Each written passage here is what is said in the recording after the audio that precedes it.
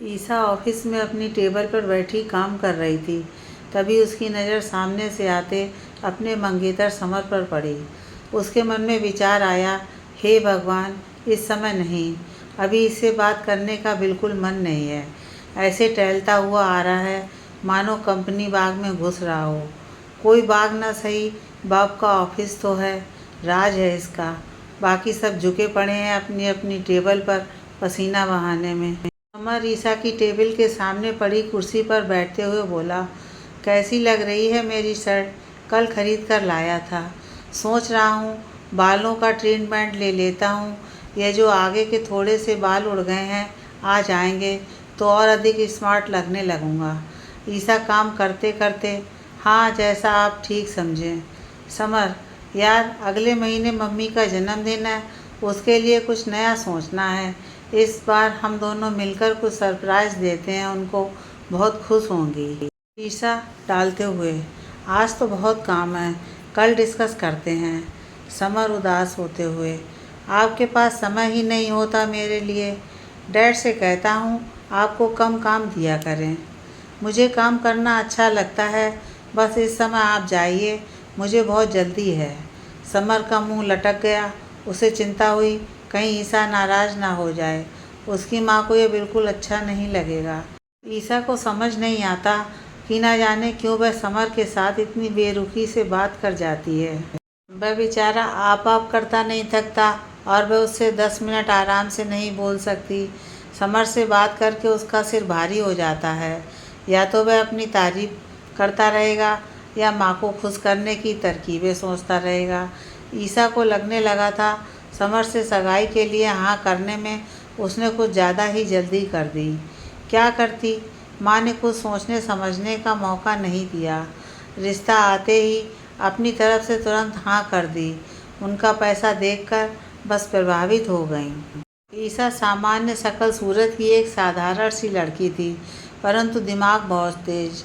CA की पढ़ाई करते करते उसने समर के डैड की फर्म में प्रैक्टिकल ज्ञान बढ़ाने के लिए काम करना शुरू कर दिया था। शहर की सबसे बड़ी फर्म थी और समर का खानदान रईसों में आता था। समर के पिता की नज़रों में ईसा ने शीघ्र ही स्थान बना लिया। 3 ग्रुप तो उसने बहुत जल्दी उत्तीर्ण कर लिए थे, प्रथम प्रयास में ही। समर ने बीकॉम किसी तरह उत्तीर्ण की थी, सीए पास करने की तो वह सपने में भी नहीं सोच सकता था। इसलिए उसके पिता को लगा अगर सीए बहू आ गई तो फर्म का काम यथावत उसके नाम पर चलता रहेगा। वे तुरंत रिश्ता लेकर ईसा के घर पहुंच गए। लंच ब्रेक हो गया था। ईसा ने आधे दिन की छुट्टी ले ली थी। उसकी बड़ी बहन निशा का फ़ोन आया था कि 2:30 बजे उसका बेटा बिट्टू स्कूल से जब आएगा तो ईसा उसका ध्यान रखने के लिए उसके घर चली जाए। निशा किसी स्कूल में अध्यापिका थी जहां आपातकालीन बैठक बुलाई गई थी, जिसके कारण उसे 5 बज जाएंगे स्कूल में। उसका पति प्रमोद ऑफिस के काम से दूसरे शहर गया हुआ था। अगले दिन आएगा, नहीं तो वह संभाल लेता। ईसा जब निशा के फ्लैट पहुंची तो उसने देखा 1:30 बजे हैं। या तो निशा के फ्लैट के ऊपर विवेक रहता है, उससे मिलने, या बहन के घर में ही बिट्टू के आने तक आराम कर ले। विवेक से उसकी दोस्ती स्कूल के दिनों से है। फिर जब भी निशा के घर आती तो उससे अवश्य मिलती। दोनों घंटों बातें करते, समय का पता ही नहीं चलता। ईसा को हैरानी होती कि समर से 10 मिनट बात करने के लिए समझ नहीं आता क्या बोलूं क्या ना बोलूं। इतना दिमाग पर जोर डालना पड़ता है कि सिर में दर्द हो जाता है। शादी के बाद तो उसे पक्का लगने लगा है कि वह माइग्रेन की मरीज हो जाएगी। विवेक से बात करने का मन तो कर रहा था, लेकिन कल ही उसने बताया था आजकल बहुत व्यस्त है, उसे परेशान करने से क्या फ़ायदा। 3-4 महीनों पहले ईसा ने बातों बातों में विवेक से पूछा था, बता तू कैसी लड़की से शादी करेगा? विवेक, कैसी से क्या मतलब? मिस इंडिया या मिस यूनिवर्स जो पड़ जाएगी उसी से शादी कर लूँगा। ईसा, रहने दे, तो जैसे बंदर से शादी करने से अच्छा वे कुंवारी मरना पसंद करेंगी। सीरियसली बता। विवेक, भविष्य में मैं जब भी शादी करूँगा तो जैसी क्या तुझसे ही शादी कर लूँगा अगर तू मेरा इंतज़ार करेगी। ईसा, चल पागल, कुछ भी बोलता है। विवेक, क्यों, इसमें बुराई भी क्या है? हम दोनों का बौद्धिक और मानसिक स्तर एक जैसा, घंटों बात करके भी बोर नहीं होते। शुरू से हमारा आर्थिक स्थिति भी एक जैसी है। जितना भी होगा हम आराम से काम चला लेंगे। दोनों इतना तो कमा ही लेंगे कि ज़रूरतें और कुछ शौक़ पूरे करके कुछ बचत भी कर लें। दिखने में तो हम दोनों एक जैसे सामान्य स्तर के हैं, एक दूसरे पर कभी शक भी नहीं करेंगे। फिर हम अच्छे दोस्त हैं। विवाह की नींव दोस्ती हो तो विश्वास और प्रेम भी जुड़ जाते हैं। और क्या चाहिए रिश्ते की खुशहाली के लिए? ईसा, यार तू तो बहुत बड़ा फिलोसफर बन गया है, बड़ी ऊंची ऊंची बात करता है। लेकिन तुझे देखकर ना तो मेरे दिल में कोई घंटी बजती है, ना तेरे टच करने से कोई लहर उठती है। विवेक, अरे बेवकूफ़, वो तो हम दोनों एक दूसरे को दोस्त की नज़रों से देखते हैं, इसलिए ऐसा कुछ महसूस नहीं होता। जिस दिन विवाह के रिश्ते में बंधने के बारे में सोचेंगे तो वैसी भी फीलिंग भी आ जाएगी।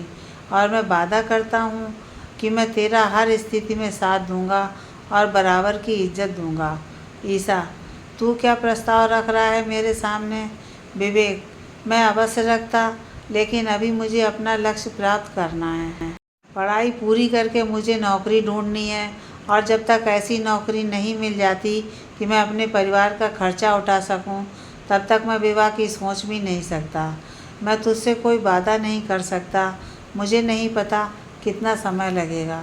तू लड़की है, तेरे घर वालों को तेरे लिए जल्दी होगी, इसलिए मैं तुझे इंतज़ार करने के लिए कहकर तुझे किसी परेशानी में नहीं डालना चाहता। इस वार्तालाप के 1 महीने के बाद ही ईसा का रिश्ता समर से पक्का हो गया था। निशा के घर में घुसते ही उसने पानी पिया। इतनी गर्मी लग रही थी, बेचैनी सी हो रही थी। कपड़े भी काट रहे थे। कपड़ों से ध्यान आया, उसने आज समर के घर से आया सलवार कमीज पहन रखा था।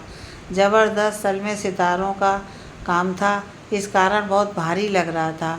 आज ऑफिस में एक नए विभाग का उद्घाटन था। सासू माँ का फ़ोन आया था कि नीले रंग का जो सबसे महंगा और काम वाला सूट है वही पहनकर आए हैं। सुबह से उसके चिड़चिड़ेपन का कारण ये सूट भी थे। उसको आदत नहीं थी इस तरह के कपड़े पहनने की। वह तो जीन्स टॉप पहनकर खुश थी, फिर चाहे उससे कितना भी काम करवा लो। उसने निशा के धुले हुए वस्त्रों में से एक नाइटी निकाल कर पहन ली। 5,000 के इस सूट के अधिक 500 की नाइटी में आराम मिल रहा था। उसके दिमाग को एक बात और कचोट रही थी कि आखिर समर से शादी करके उसे क्या मिलेगा। भारी भारी कपड़े और आभूषणों के अलावा जिनका उसे शौक़ भी नहीं है, वह तो इन्हें पहनकर प्रताड़ित ही होती है। वह तो मेहनत करके ईमानदारी से ऐसा मुकाम हासिल करना चाहती है जहाँ उसके दिल को तसल्ली मिले कि उसने अपने जीवन में कुछ सार्थक किया। दिमाग में बहुत उधेड़-बुन चल रही थी। ईसा लेटने के लिए बिट्टू के कमरे में गई। यह क्या, कितना फैला रखा है कमरा, सब साफ करके लेटने का समय नहीं है। वह निशा के कमरे में जाकर लेट गई। उधर प्रमोद का काम एक दिन पहले समाप्त हो गया। टिकट सबकी अगले दिन की थी। सबने शहर घूमने का कार्यक्रम बनाया और रात को पीने पिलाने का। प्रमोद 1 हफ्ते से बाहर था तो उसे निशा और बिट्टू की याद आ रही थी। काम की मजबूरी में तो रुकता भी, लेकिन अब रुकने का उसका बिल्कुल मन नहीं था। एक टिकट का किसी तरह बंदोबस्त करके वह निकल पड़ा। उसने निशा को फ़ोन नहीं किया, सरप्राइज़ देने के उद्देश्य से। वह 2 बजे के करीब अपने घर के बाहर खड़ा था। उसने सोचा निशा के आने में अभी समय है, कुछ देर लेट लिया जाए। गर्मी बहुत थी। वह लॉबी में वॉश बेसिन में मुंह धोकर शर्ट उतारकर शयन कक्ष की ओर बढ़ चला। वहाँ निशा को नाइटी में लेटा देखकर उसके अरमान जाग गए। वह प्रसन्नता से झूमता पलंग पर चढ़ गया। ईसा करवट लेकर लेटी थी। प्रमोद की तरफ उसकी पीठ थी। प्रमोद ने ईसा के कंधे पर पड़े बालों को हटाते हुए वहाँ चूमा और कमर में हाथ डालते हुए उसे अपनी ओर खींचा। निशा के स्कूल में जो मीटिंग बुलाई गई थी वह प्रिंसिपल महोदय की तबीयत खराब होने के कारण रद्द करनी पड़ी। निशा को बहुत गुस्सा आया। बेकार ईसा की आधे दिन की छुट्टी करवा दी। वह घर जल्दी से रिक्शा करके पहुंची, जिससे ईसा ऑफिस जाकर अपनी छुट्टी रद्द कर दे। समर को लगा पता नहीं ईसा इतनी उखड़ी हुई सी क्यों थी। उसे मनाने की कोशिश करनी चाहिए। वह पक्का अपनी बहन के घर गई होगी। जैसे ही निशा ने अपने घर का दरवाज़ा खोलने के लिए चाबी लगाई, समर वहां पहुंच गया। उसी समय ऊपर के फ्लैट में रहने वाला विवेक भी सीढ़ियों से उतरकर कुछ खाने के लिए बाहर जा रहा था। विवेक ने जब निशा को देखा तो नमस्ते करने के लिए रुका। तभी अंदर से एक जोर की चीख सुनाई दी। दरवाज़ा खुल गया था। तीनों घबराकर अंदर की ओर भागे जहाँ से आवाज़ आई थी। पलंग पर ईसा नाइटी में हक्की बक्की अपने जीजा को देख रही थी और प्रमोद ये समझते ही कि ये ईसा है, निशा नहीं, सकपकाया सा ज़मीन की ओर देख रहा था और तीनों आगंतुक मूक दर्शक बने इन दोनों को देख रहे थे। सबसे पहले विवेक को होश आया। वह कुछ अस्पष्ट सा कहता हुआ बाहर चला गया। प्रमोद झटके से उठकर सैन कस के बाहर चला गया अपनी शर्ट पहनने जो बाहर पड़ी थी। ईसा तुरंत बाथरूम में घुस गई अपने कपड़े बदलने के लिए। निशा और समर ठगे से ऐसे खड़े रह गए जैसे उनका सब कुछ लुट गया हो। जैसे ही ईसा बाथरूम से बाहर आई, समर उसकी तरफ लपका। लेकिन ईसा, हम बाद में बात करेंगे कहकर लगभग भागती हुई निशा के घर से बाहर निकल गई। इस समय उसे रोना और क्रोध दोनों महसूस हो रहे थे। उसकी आंखों से आंसू बह रहे थे। उसे कुछ दिखाई नहीं दे रहा था। फिर भी अपनी स्कूटी तक पहुंची और आंसू पोंछकर निकल गई। इस समय वह बिल्कुल शांत जगह पर अकेले बैठना चाहती थी, अपने अंदर उठते भावों को शांत करने के लिए। थोड़ी दूर पर एक पुस्तकालय था जिसकी वह सदस्य थी। वह अंदर चली गई। पुस्तकालय में बहुत कम लोग बैठे थे। वह चुपचाप एक पुस्तक लेकर दूर एक कोने में बैठ गई। अपने सिर को अपने दोनों हाथों पर टिकाकर बहुत देर तक सुबकती रही, जब तक मन शांत न हो गया। फिर अपने आप को संभाला, गहरी सांसें भरती और अपने आप को तैयार किया लोगों का सामना करने के लिए। कुर्सी से उठकर जैसे ही पलटी, सामने विवेक बैठा दिखा। ईसा ने आश्चर्य से पूछा, तू यहाँ क्या कर रहा है? विवेक, तब से तेरे पीछे बैठा था, लगा दोस्त की आवश्यकता पड़ी तो हाजिर हो जाऊंगा। वैसे तो तू पहलवान है, तुझे किसी की क्या आवश्यकता? ईसा हल्की सी मुस्कान के साथ, तू भी ना, बस पता नहीं कैसे इतनी अजीब सी स्थिति। विवेक, तुझे सफाई देने की आवश्यकता नहीं है। मैं तुझे और प्रमोद भाई को बहुत अच्छे से जानता हूँ। जो दिख रहा था वह सच हो, मैं सपने में भी नहीं सोच सकता हूँ। चल कुछ खाने चलते हैं, सुबह से कुछ नहीं खाया। विवेक के विश्वास पर ईसा की आंखें एक बार फिर भीग गईं। पुस्तकालय से निकलकर दोनों करीब ही एक रेस्टोरेंट था, वहाँ जाकर बैठ गए। कुछ खाने का सामान मंगाया और बिना एक शब्द बोले खाते रहे। चलने को खड़े हुए तो ईसा के फ़ोन पर समर का फ़ोन आया। ईसा के हेलो बोलते ही वह अधीरता से बोला, आप कहाँ हो? मैं कब से आपका इंतज़ार कर रहा हूँ। आप जल्दी आइए, मैं आपको आपके घर के बाहर खड़ा मिलूँगा। उसकी बात सुनकर ईसा के चेहरे पर चिंता की रेखाएं उभर आईं। विवेक, ईसा, अपने आप पर भरोसा रख। जब तूने कुछ गलत किया ही नहीं तो क्यों परेशान हो रही है? अपनी बात को निडर होकर एक बार समझा। अगर सामने वाला नहीं समझता तो उसके बारे में सोचना बंद कर दे। ईसा को लगा विवेक सही कह रहा है। वह क्यों सबको बार बार सफाई दे?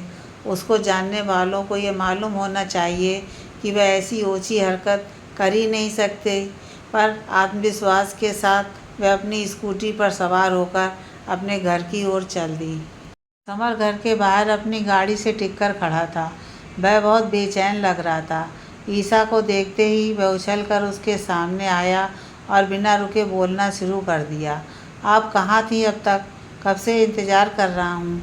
आपकी बहन अपने बेटे के साथ यहाँ अपने मायके आ गई और रोते रोते माँ जो देखा सब आपकी मम्मी को बता दिया।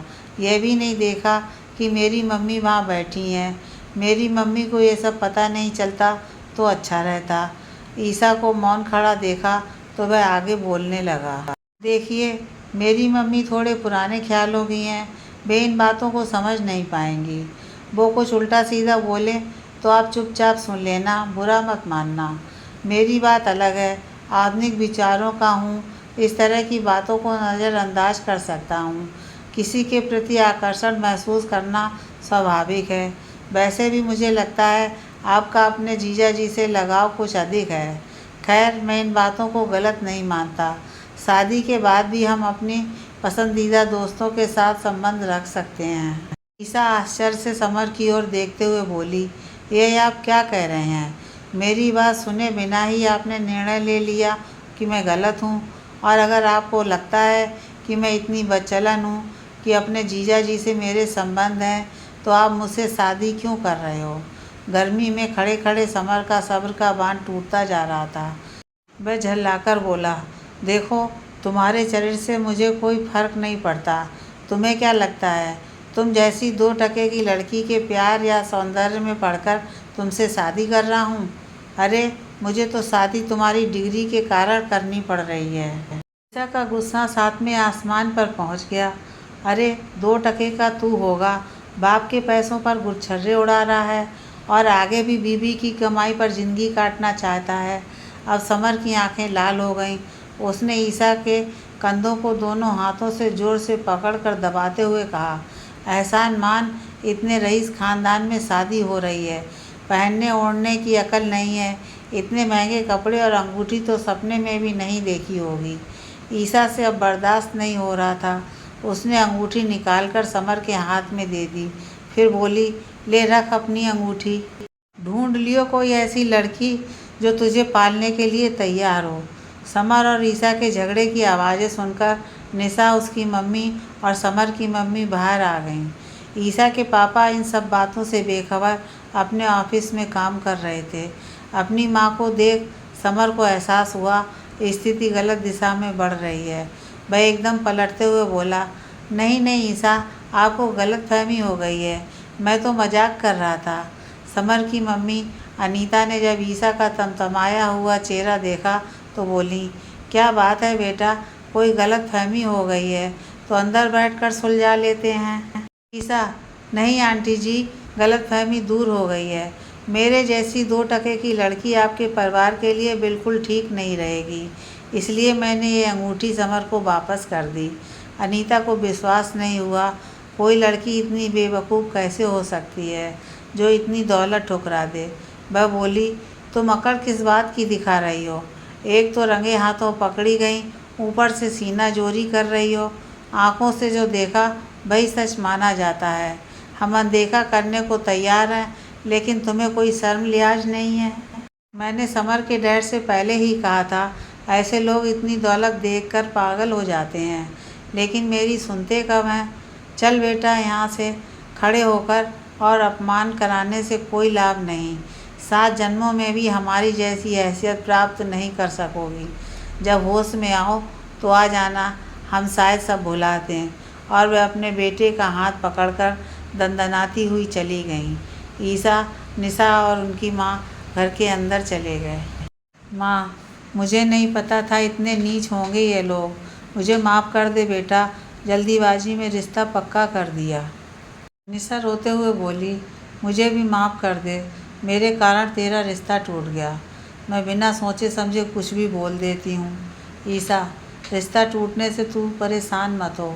मुझे ऐसे लोगों से रिश्ता रखना भी नहीं जो बिना पक्ष सुने दूसरे को दोषी मान लेते हैं। पैसे का इतना घमंड, समझते क्या हैं अपने आप को। अपने पुरुषार्थ से जो कमाऊंगी उसे हक से खर्च करूंगी। हाँ, अपने व्यवहार को तुझे बदलना चाहिए। एकदम हाइपर होकर कुछ भी कहीं भी बोलना शुरू कर देती है। अपने आप पर इतना नियंत्रण तो रख, स्थिति समझकर काम करे। जीजा जी से पैसों के कारण लड़ती रहती है। तुम दोनों की जितनी आमदनी है वह तुम्हारे परिवार के लिए बहुत है, उसमें खुश रहने की कोशिश क्यों नहीं करती? जीजा जी तुझे इतना चाहते हैं और मेरे लिए बड़े भाई के समान हैं, फिर तूने ऐसी गलत बात सोच भी कैसे ली? दीदी, तू जो नहीं है उसके चक्कर में जो है उसका भी आनंद नहीं ले रही है। निशा कुछ कहती उसके पहले ही प्रमोद अंदर आ गया। शर्म के कारण मैं आंखें मिला नहीं पा रहा था। वह बोला, मुझे माफ़ कर दो आप सब, मुझे नहीं मालूम अचानक ये सब ऐसे कैसे हो गया। ईसा, नहीं जीजा जी, कुछ घटनाओं पर हमारा बस नहीं चलता, वे बस घट जाती हैं। आज के बाद आप इस बारे में ना कुछ बोलोगे ना सोचोगे। आप मेरे लिए पहले भी आदरणीय थे और आगे भी ऐसे ही रहोगे। निशा, माफ़ी तो मुझे मांगनी चाहिए। मैंने समझदारी से काम नहीं लिया। उसी समय शांति से स्थिति को संभाल लेती तो इतना रायता नहीं फैलता। फिर प्रमोद से बोली, मुझे माफ़ कर दो। अपनी इच्छाओं को नियंत्रित नहीं करती और आपसे लड़ती रहती हूँ। प्रमोद, कोई बात नहीं। अलग अलग प्रकृति के होने के कारण ऐसी नोक-झोंक तो चलती रहती हैं। ईशा, अब तुम्हारा क्या इरादा है आगे भविष्य को लेकर? ईशा, अब मैं बिना किसी बंधन के अपने सपनों की उड़ान भरने दूंगी। अब जब तक अपने पैरों पर खड़ी नहीं हो जाती, मेहनत करती रहूंगी। मैं भी देखना चाहती हूँ मेरा पोटेंशियल मुझे कहाँ तक ले जाएगा। मन ही मन सोच रही थी कि तब कहीं मेरी और विवेक की राहें एक हो गईं तो आगे की मंजिल मिलकर तय कर लेंगे।